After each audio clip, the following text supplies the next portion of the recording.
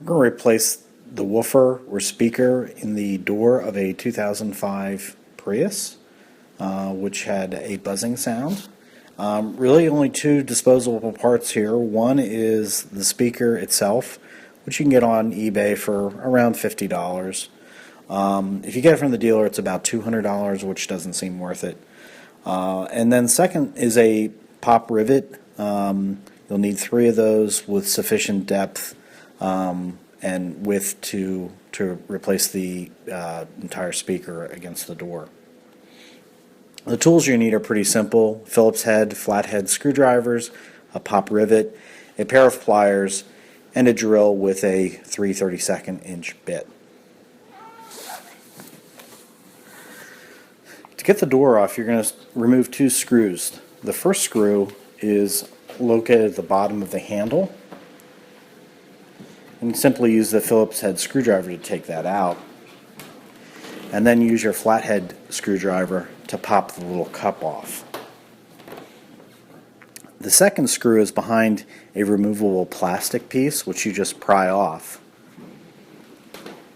and then again use your Phillips head screwdriver to remove the screw. Before removing the door panel, you'll have to remove the tweeter. This actually just pops right off, so you just use your hands and pop it right off. It'll stay plugged in, so just kind of move it out of the way. To actually pop off the door panel itself, with your fingers or maybe with the help of a flathead screwdriver to start, just pry the right hand side, then the bottom, and then the left hand side, and it'll just pop right off. It won't fall off because there's a lip at the top, and once all the right, bottom, and left are popped off, simply lift up over the lip and the panel will come off. However, it'll still be attached with three wires. To remove them, each of them has a little clip that you need to feel for, and you're gonna push that clip and then pull the wire connection out. The third wire connection, you don't have to take off the light connection, but if you just want the panel out of the way, just simply remove that third one for the light that's normally on the door. Now the speaker itself has, again, another clip that you press in to pull out the speaker wire to. Now I'm replacing the entire assembly, which includes the plastic piece. You'll find some instructions on the internet where you can actually replace the speaker itself without the housing by removing these three screws. Since I bought the entire housing, I do not need to remove these screws, but I will need to remove the rivet that you see on the right hand side right there. Now to remove these three rivets, you just need to take a drill and drill out the center, and then take a pair of pliers and flat screwdriver and pry them off, and they'll pop right off. Some of the pieces may fall inside the door. Once the speaker's out, you can just simply remove them from the inside of the door to avoid them rattling around. Now that the speaker's off, we just have to put the new one back in.